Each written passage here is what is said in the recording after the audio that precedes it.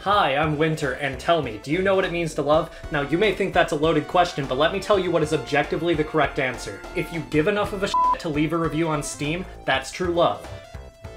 Or true hatred, but mostly true love. Everyone has a favorite of everything. Book, the Bible, movie, the 2012 Les Mis movie, child, Greg, and naturally this goes for games as well. I love hearing people talk about their favorite games, even if I know jack about them. Seriously, I can read conversations about how much people love Persona 5 for hours, but I'll be damned if I ever play past the first 3 hours of gameplay. Your favorite game is based largely on preference. Like, if you're generally a fan of less complicated gameplay, say things like Ace Attorney or Pokemon, your favorite game of all time isn't going to be Xenoblade Chronicles 2. Speak for your f***ing self, me. When it comes to talking about favorite games, there are a lot of the usual suspects that are common among a bunch of people, you know, your Mario 64s and your Wind Wakers. But then you get an outlier like someone who's just crazy about James Noir's Hollywood Crimes for the Nintendo 3DS, and it's just like, yeah? Tell me more? I will never play James Noir's Hollywood Crimes for the Nintendo 3DS, though. Personal and religious reasons. I wanted to talk about my personal favorite games, but first I decided it would be fun to see what some of my friends' favorite games are. I asked around, and here's some of the answers I got. First one here is Trauma Team. This series is a cross between visual novel and surgery simulation, and you know, I would make fun of this if I didn't enjoy a game where gay men in suits yell at each other about murders for hours on end. I'm personally not really into these games. I watched a Let's Play of Trauma Center at one point, and while I thought that Let's Play was funny, the game just seemed kind of weird to me. I also played the DS version of Trauma Center in high school one time, and that's when I realized definitively that there is a reason I'm not a surgeon. And hey, the friend who told me Trauma Team was their favorite game told me not to mention that there was a leak of a live-action pilot for a show by the same name back in 2016. So I won't mention it. I'll talk about it. The show is about a group of medical students who perform illegal surgeries for those who can't afford treatment. I've been told that this is not at all what the game is about, but hey, you never know. One friend said Persona 3.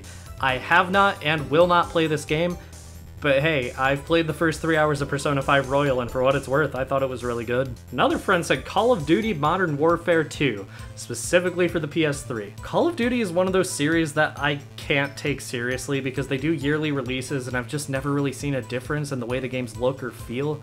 I genuinely can't tell Call of Duty apart from other games of the same genre, at least not by gameplay. I'm showing footage of Battlefield right now, and if you've never played Call of Duty or Battlefield, you probably couldn't tell. I was told that if I made fun of this game, I would be cancelled by the Call of Duty community. I have two things to say to that. First, I've already been cancelled, and I know all I need to do to get you to forget about my transgression is showing you a picture of my cat. Here. Second, get a f***ing job, Call of Duty community. One person said Hotline Miami. This is one of those games that I'm aware of, like I know it exists, but I have no idea what it is, so I guess I should look it up. Hello, this is the Miami Christian Counseling Hotline.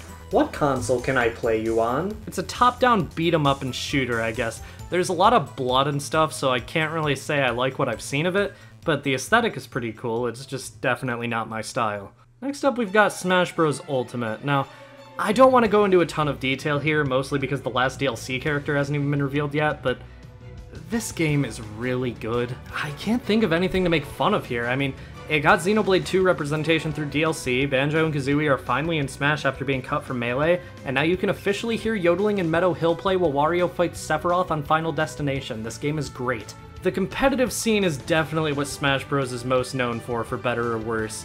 I know because Twitter won't shut the f*** up about it. Personally not my cup of tea, but I still really do find this game fun. The last friend-based answer here is Undertale. I personally love this game. It's one of the things that got me into voice acting, and it has one of the best soundtracks I've ever heard in a game. It has funny dialogue and memorable characters, and it uses its unique battle system really well with boss fights like Asgore, Sans, and Undying the Undying. I can't think of anything bad to say about the game itself at all, other than the fact that Waterfall and Hotland drag on for a bit too long, and the inventory is really small and annoying, and a run button would be really greatly appreciated.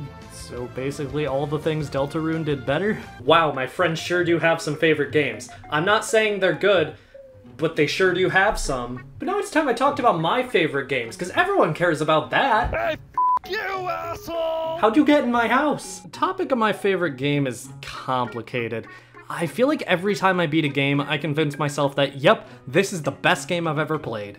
when in reality, no, I just got a mediocre score in a game of Tetris. As a result, I can't really name any one game as my favorite.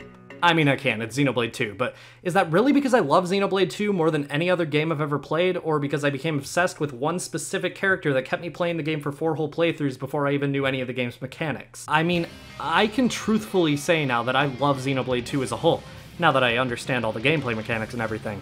But Nia really is 90% of the reason I even finished it on my first playthrough. Xenoblade 2 just has such a wonderful world though.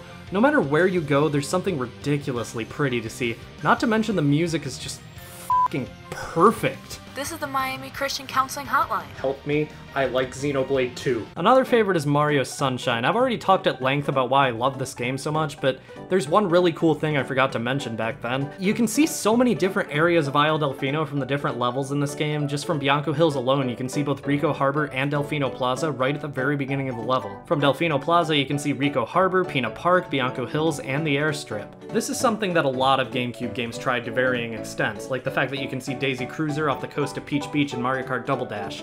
But no games did it quite to the extent Sunshine did, and that's just really cool. And yeah, again, I just think the music and gameplay and level design and controls of this game are the best in the Mario series. Will I back that up with anything? No. But hey, I've loved no other game enough to drive me to alcoholism yet. Another of my favorite games actually just came out a few weeks ago. The Great Ace Attorney Chronicles is ridiculously good.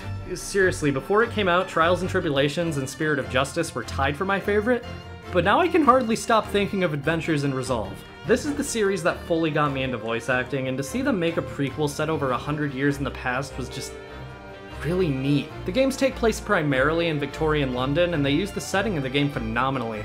They somehow managed to make all the dialogue and character interactions equally as enjoyable as usual, with the restriction of not being able to use anywhere near as much modern slang and humor. And in a way, that just makes it so the game is going to age far better.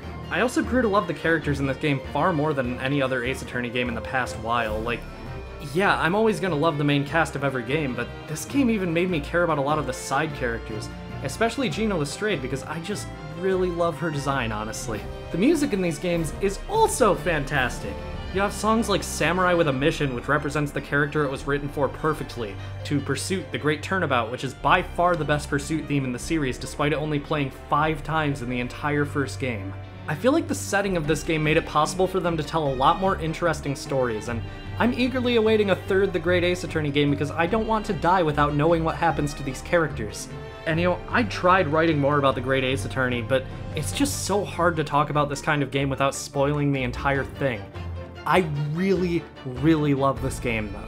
Whether your favorite game is something with a lot of personal significance to you, like Ace Attorney is to me, or just something you find fun, it's always nice to hear people talk about them. It's always fun to listen to people talk about something that they're passionate about. Anyway, if you'll excuse me, I have to go back to playing my new favorite game of all time. Tetris for the Game Boy. This game f***ing rocks!